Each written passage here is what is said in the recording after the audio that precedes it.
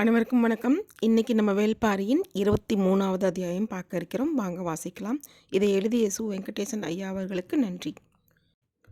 உள்ளறை ஒன்றில் படுத்திருந்த இளமருதன் கண் விழித்த போது விடிந்து நெடுநேரம் ஆகியிருந்தது.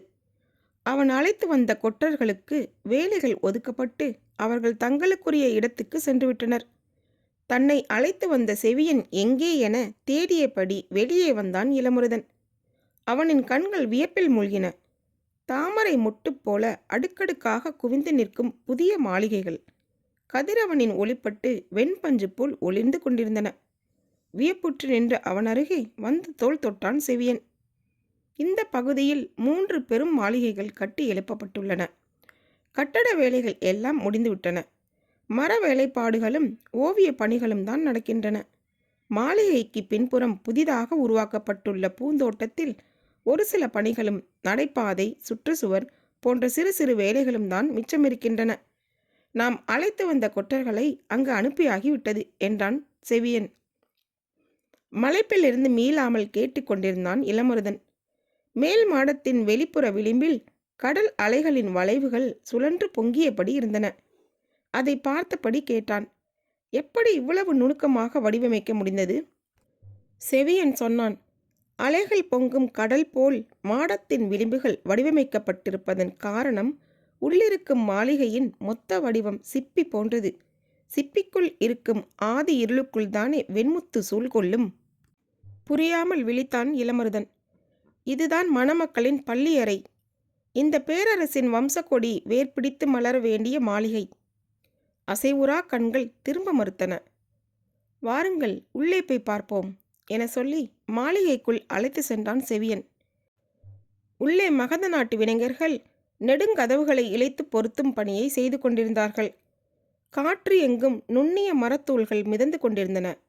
சந்தனத்தின் வாசனை மாளிகைக்குள் நுழையும் முன்னரே இளமருதனின் மூக்கில் ஏறியது.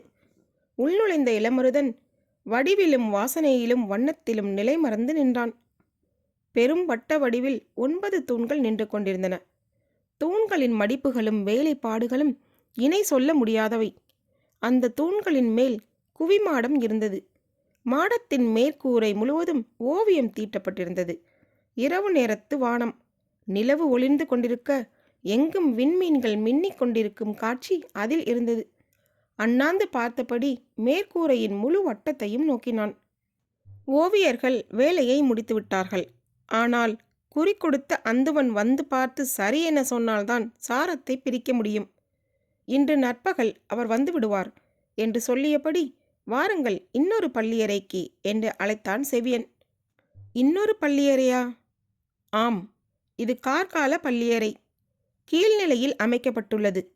அடர்ந்த தூண்களும் மரவேலைகளும் இதில் அதிகம். இன்னொன்று வேனிற்கால பள்ளியறை.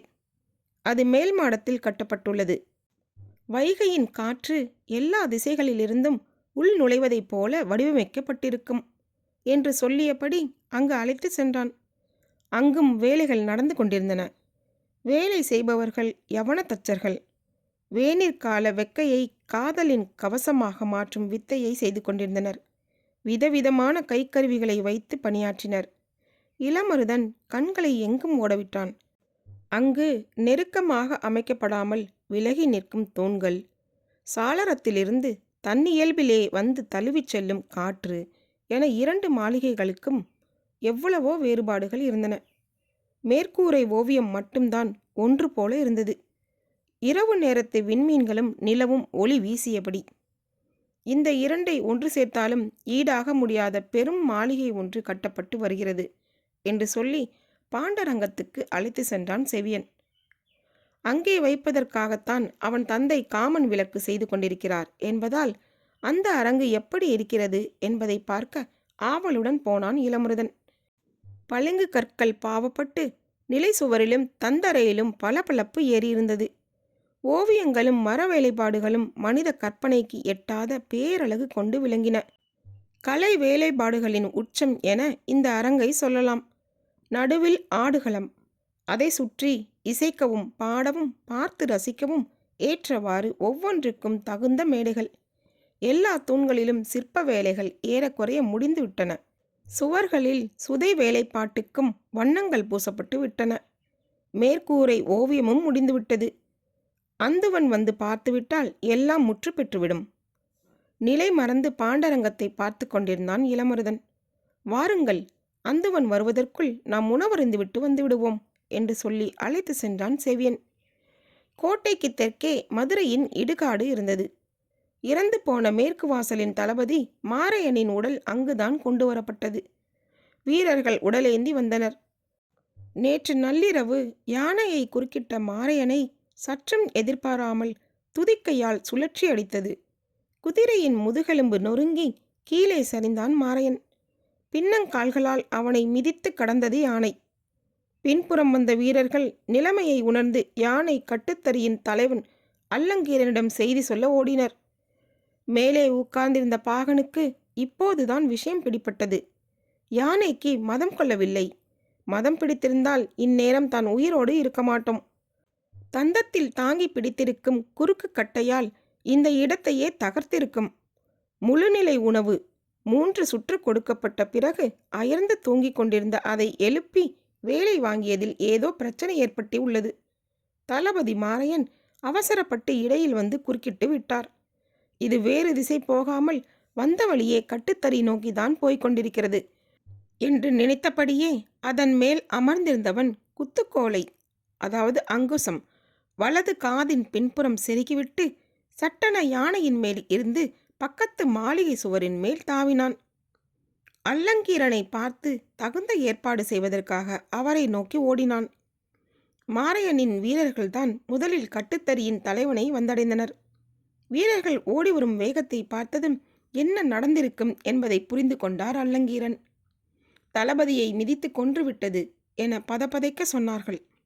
உடனடியாக 3ஆம் தறியில் இருந்த யானைகளை எழுப்ப உத்தரவிட்டான். எத்தனை 100 யானைகளை பழக்கியவன் அல்லங்கீரன். போர்க்களத்தில் எதிரிகளின் யானை படையை சிதைக்க எத்தனையோ முறை வழிவகுத்தவன். வயதாகிவிட்ட காரணத்தை சொல்லி யானைப்படை பொறுப்பிலிருந்து விடுவிக்கப்பட்ட போது வாரக்கணக்கில் உணவெடுக்காமல் பட்டினி கிடந்து துயரத்தை கடந்தவன். யானைகளுடனே வாழ்வை கழித்தவன். வயதான யானைகள் இருக்கும் கட்டுத்தறி இப்போது இவன் வசம். யானைகளால் ஏற்படும் சவால்களை எதிர்கொள்ளும் பொழுதுகளில் அவனது ஆளுமையை கண்டு நாடே நடுங்கி இருக்கிறது. இப்போது உடல் மிகவும் தளர்ந்து விட்டது. ஆனாலும் சவாலை சந்திக்க தயாரானான். நிலைப்படை வீரர்கள் அலை அலையாக யானையின் பின்னால் வந்து கொண்டிருந்தனர். அவர்கள் கோட்டையின் உள்பக்கமாக போகாமல் கட்டுத்தறியை நோக்கியே நடந்தனர். வீரர்கள் பாதுகாப்பான தொலைவில் பின்தொடர்ந்தனர். குறுக்கு தெற்களின் வழியாக விரைந்தோடி வந்த பாகன் கட்டுத்தறியை அடைந்தபோது அல்லங்கீரன் அங்கு இல்லை. செய்தியை கேட்டு யானையை மறிக்கப் போய்விட்டார் என்பதை உணர்ந்தான். அவர் போன திசை நோக்கி ஓடினான். யானைக்கு மதம் பிடிக்கவில்லை. கட்டுப்பட மறிக்கிறதே தவிர கட்டுப்பாட்டை மீறவில்லை. வலது காலில் இருக்கும் காயங்களை நோக்கி கட்டுகளை வீசி இறுக்கிவிட்டால் அது அசையாமல் நின்றுவிடும். இதை அவரிடம் சொல்லத்தான் விரைந்து வந்தான். ஆனால் அதற்குள் எல்லோரும் போய்விட்டார்கள். அதற்கு மதம் பிடித்து விட்டது என கருதி அதை வீழ்த்தப் போகிறார்கள். எப்படியாவது அந்த செயலை தடுக்க வேண்டும் என பதறி அடித்து யானையை நோக்கி ஓடினான் பாகன். யானை வந்து கொண்டிருக்கும் வீதியை அடைந்தான் அல்லங்கீரன். கொடுக்கு போல் மேல் தூக்கியிருந்த அதன் அடிவாளை கொண்டுத்தான் மதத்தை கணக்கிட முடியும். வந்தவுடன் அடிவாளை பார்க்க முயன்றபோது மேலே பாகன் இல்லை என்பது தெரிந்தது. அவனை யானை கொன்றுவிட்டது என்ற முடிவுக்கு அவர் போனதால் மேல் தூக்காமல் இருந்த அடிவாளை அவரது கண்கள் காணவில்லை. மத யானையை எதிர்கொள்வதற்காகவே பயிற்சி பெற்ற வீரர்கள் துல்லியமான தாக்குதலை முன்னெடுத்தார்கள். பாண்டிய பேரரசு யானை போர்களிலும் மத யானையை அடக்கும் உத்திகளிலும் நிகரற்று விளங்கியது. மதுரையில் மாபெரும் விழா நடக்கும் நேரம். சற்றே பிசகு ஏற்பட்டாலும் பெரும் இழப்பில் முடிந்துவிடும். எனவே தாமதிக்க வேண்டாம் என முடிவெடுத்தார் அல்லங்கீரன். அதை போகவிட்டு சரியான ஒரு நார்ச்சந்தியில் யானைகளோடு மறித்தார்.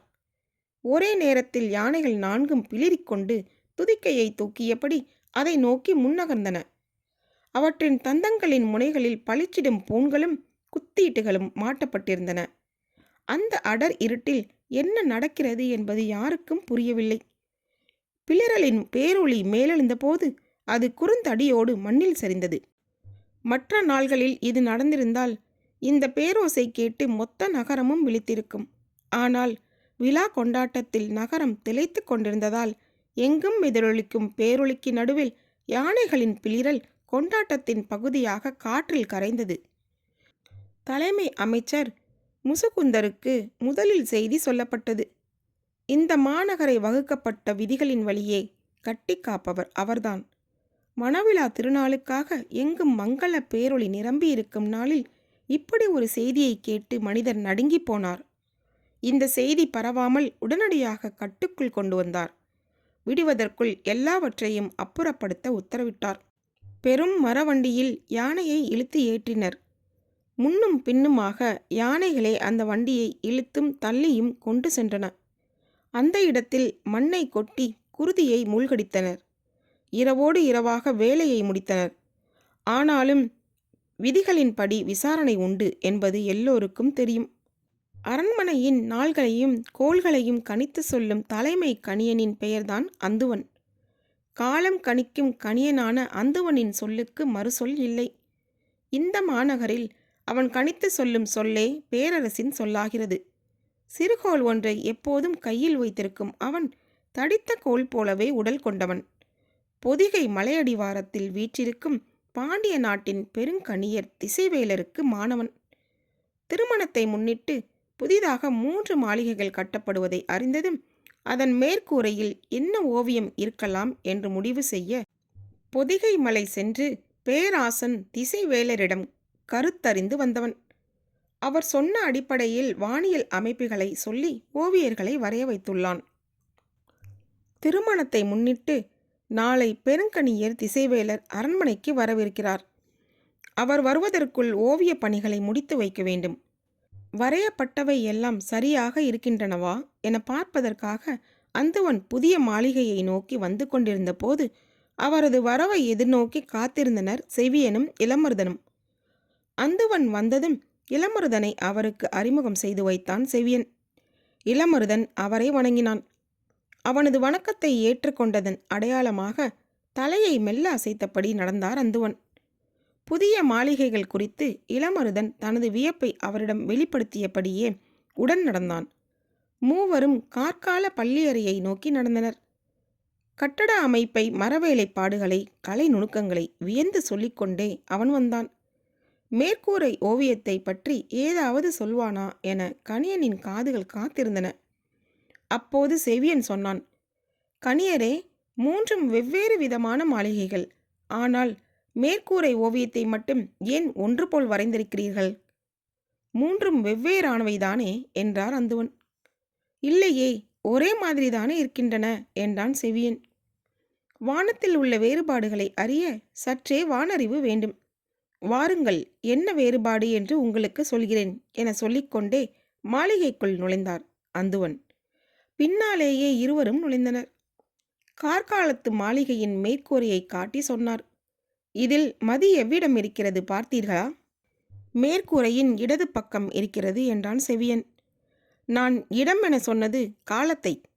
வானில் நிறைமதி எந்த விண்மீன் கூட்டத்தோடு இணைந்து நிற்கிறதோ அந்த விண்மீன் பேரில்தான் அந்த மாதத்தை அழைக்கிறோம். அங்கு பாருங்கள், 6 முத்துக்களைப் போல மின்னிக் கொண்டிருப்பவை தான் கார்த்திகை விண்மீன் கூட்டம். அதோடு மதி நிற்பதால் இது கார்த்திகை மாதம். மதி நிற்கும் இடம் விண்மீன் கூட்டம் இருக்கும் இடமும் பிற கோள்கள் நிற்கும் இடமும் வானியல் கணக்குப்படி அமைக்கப்பட்டுள்ளன. திகிரி கணக்கு, அதாவது வானியல் கணக்கை அறிந்தவர்கள் இந்த ஓவியத்தை பார்த்தால் எந்த ஆண்டு, எந்த மாதம், எந்த நாளை இந்த ஓவியம் குறிக்கிறது என்பதை துல்லியமாக சொல்லிவிடுவார்கள். மேற்கூரையின் வட்டத்துக்குள் இருப்பது ஓவியமன்று, காலம். இளவரசர் புதிய வெப்பன் பிறந்தபோது வானத்தில் நாள் மீன்களும் கோள் மீன்களும் இருந்த அமைப்பு இதுதான். படுக்கையில் சாய்ந்து பார்க்கும்போது அவரது கண்கள் நேரடியாக இதைத்தான் பார்க்கும். மதியும் விண்மீன்களும் கோள் மீன்களும் இதே அமைப்புக்கு மறுபடி வர 60 ஆண்டுகள் ஆகும். காலத்தின் முழு வட்டம் எல்லா காலங்களிலும் ஒளி வீசி கொண்டு தான் இருக்கப் போகின்றன. அதைப்போல் என்றென்றும் ஒளி வீசக்கூடிய வாழ்வை நீ அமைத்துக்கொள் என்று காலம் அவருக்கு ஒவ்வொரு இரவும் சொல்லும். அந்துவனின் விளக்கத்தை கேட்டு மெய்சிலிர்த்து நின்றான் செவியன். மேற்கூரையை அண்ணாந்து பார்த்தபடி இருந்த இளமருதனுக்கு பேச நான் எழவில்லை. சற்று நேரம் கழித்து அந்துவன் சொன்னார், வேனிற்கால மாளிகையின் மேற்கூரையில் இருக்கும் கால அமைப்பு இளவரசியார் பொற்சுவை பிறந்தபோது நிலை கொண்டிருந்த வானியல் அமைப்பு. மூவரும் அந்த அரங்குக்குள் நுழைந்தனர். மதி முற்றிலும் வேறு ஒரு திசையில் இருந்தது. நாள் மீன்களும் கோள் மீன்களும் வெவ்வேறு இடங்களில் நிலை கொண்டிருந்தன. மூன்றாவது மாளிகையான பாண்டரங்கத்துக்குள் நுழைந்தனர். இது யார் பிறந்த கால அமைப்பு என்று கேட்டான் செவியன். அதுதான் எனக்கும் தெரியவில்லை. நாள்களும் கோள்களும் இந்த இடத்தில் இருக்க வேண்டும் என திசைவேலர் குறித்து தந்தார். அதன்படி வரைந்துள்ளேன். இது என்ன அமைப்பு என்று இப்போது வரை எனக்கு விளங்கவில்லை என்றார் அந்துவன். நாளை அவர் வரவிருக்கிறார். இதில் எத்தனை குறைகள் அவர் கண்களுக்கு தெரிய போகின்றனவோ என்றவரின் குரலில் பதற்றத்தை உணர முடிந்தது. அரண்மனை கணியனின் பார்வையில் நடந்துள்ளவற்றில் குறை கண்டறிய முடியுமா என்ன? அசட்டையான சிரிப்போடு அந்துவன் சொன்னார், வரையப்பட்ட வானில் எத்தனை விண்மீன்கள் இருக்கின்றனவோ அத்தனை குறைகளை அவரால் கண்டறிய முடியும். ஏனென்றால் வானில் அவ்வளவு நிறை கண்டவர் அவர். அதனால்தானே பெரும்புலவர் கபிலர் திசைவேலரை போற்றி அத்தனை பாடல்களை பாடியுள்ளார். சொல்லிக்கொண்டே அந்துவன் வெளிமாடத்தை பார்த்தபோது அங்கு வட்ட வடிவில் செய்து வைக்கப்பட்டிருந்த திகிரி மேடையின் மேல் நாற்சதுர கூண்டு ஒன்று வைக்கப்பட்டிருந்தது தெரிந்தது. அதை பார்த்ததும் பதறிப்போன அவர், அதை தூக்கி கீழே எறியுங்கள் என கத்தியபடி அதை நோக்கி விரைந்தார். அவ்வளவு நேரம் அவர் சொன்னதை வியந்து கேட்டுக்கொண்டிருந்த இளமருதன் அவர் கத்தியதால் ஓடிப்போய், ஐயா பொறுத்து கொள்ளுங்கள், நான் கொண்டு வந்த கூடுதான் இது என்று சொல்லிக்கொண்டே கூண்டை தூக்கி கீழே இறக்கினான். அந்துவனின் கண்கள் சிவந்தன. என்ன இது அருவருப்பான விலங்கு? இதை கொண்டு வந்து ஏன் இதில் வைத்தாய்? அது என்ன மேடை தெரியுமா? எதற்காக அமைத்திருக்கிறோம் தெரியுமா? இப்படி இதை கரைப்பிடித்து விட்டாயே என்று கோபப்பட்டார். இளமருதன் அவரை வணங்கி மீண்டும் மீண்டும் மன்னிப்பு கேட்டான். பணியாளர்களை வரவழைத்து திகிரி மேடையை தூய்மைப்படுத்த சொன்னார். அவர்களும் வேக வேகமாக செய்தனர். செவியனுக்கு என்ன சொல்வதென்று தெரியவில்லை. தேவாங்கு இருக்கும் கூண்டை எங்கு வைக்க என்று இளமருதன் கேட்டபோது, மாளிகையை விட்டு வெளியே தனித்திருக்கும் அந்த மேடையின் மீது வையுங்கள் என்று சொன்னது அவன்தான். வெளியில் இருந்து வந்துள்ள ஒருவன் செய்துவிட்டான் என்பதால் அவரது கோபம் இந்த அளவுக்கு இருக்கிறது.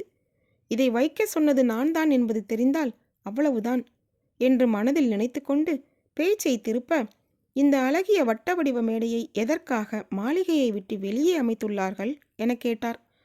சற்றே கோபம் தணிந்த அந்துவன் சொன்னார், இது சக்கரவாக பறவைக்கான மேடை. பறவைகளின் இளவரசி சக்கரவாக பறவை என்று சொல்லுவார்கள். வரப்போகும் பாண்டிய நாட்டு இளவரசியார் பொற்சுவையின் செல்லப்பறவை அதுதானாம். இது உண்மையில் பறவைகளின் இளவரசி அன்று, வணிகர்களின் இளவரசி. ஆம், காலமாற்றத்தை கணித்து சொல்லும் பறவை அது. கார்காலத்துக்கான காற்று தொடங்கும் போது உலகின் எந்த திசையிலிருந்தோ இது வந்துவிடுகிறது. இது வந்துவிட்டால் காற்றின் திசையும் மலையின் தொடக்கத்தையும் கடலில் மிதக்கும் வணிகர்கள் அறிவார்கள். மலையோடு வந்து மழை நீரை மட்டுமே அருந்தி உயிர் வாழும் வியப்பு தரும் இந்த பறவை மழைக்காலம் முடிந்ததும் புறப்பட்டு மீண்டும் கடலுக்குள் போய்விடுகிறது. இளவரசியார் இந்த பறவையோடுதான் வந்து கொண்டிருக்கிறாராம். அந்த பறவைக்கான கூண்டு வைக்கும் மேடை ஒன்றை செய்ய சொன்னார்கள். அது கார்காலம் முடிந்ததும் பறந்து செல்லும் திசையை நோக்கி 6 மரங்களால் வட்ட வடிவில் அந்த திகிரி மேடையை அமைத்துள்ளேன். அதில் போய் இந்த விலங்கை வைத்து விட்டீர்களே என்று கோபப்பட்டவர் தேவாங்கை பார்த்தபடியே கேட்டார், என்ன விலங்கு இது? இதற்கு முன்னால் நான் பார்த்ததில்லையே. எதற்கு இதை கொண்டு வந்துள்ளீர்கள்? தேவாங்கு என்று அதன் பெயரை சொன்ன இளமருதன் இதை கொண்டு வந்ததன் காரணத்தை சொல்ல வாயெடுத்தான். ஆனால் சட்டென அதை நிறுத்தி கொண்டான். பாரிக்கு தெய்வ வாக்கு சொல்லும் விலங்கு இது. இதை மாமன்னருக்கு பரிசு பொருளாக கொண்டு வந்துள்ளோம். இதை பார்த்ததும் மாமன்னர் அடைய போகும் மகிழ்வு அளவற்றது. இதை மாமன்னரிடம்தான் சொல்ல வேண்டும். இடையில் இருப்பவர்களிடம் சொன்னால் எப்படியும் மாற்றி விடுவார்கள் என்று நினைத்தவன் சட்டென வாயடைத்து கொண்டான். உலகமே வியக்கப் போகும் ஒரு திருமணத்துக்கு நீ கொண்டு வந்துள்ள பரிசு இதுதானா என்று சொல்லி சிரித்தபடி, குறுநில மன்னன் ஒருவனின் மகனால் மாமன்னரை இந்த காலத்தில் கண்டுவிட முடியுமா என்ன? செவியன் சொன்னான், வெங்கல் நாட்டின் மீது பேரரசருக்கு நல்ல மதிப்பு உண்டு. எனவே நேரம் ஒதுக்குவார் என்றுதான் நான் நினைக்கிறேன். சரி, அதையும் பார்ப்போம் என்று சொன்ன அந்துவன், இந்த விலங்கு கூண்டை இனி இங்கு வைக்கக்கூடாது. மாளிகைக்குள் இருக்கும் மேடையில் வைத்துக் கொள்ளுங்கள் என்றார்.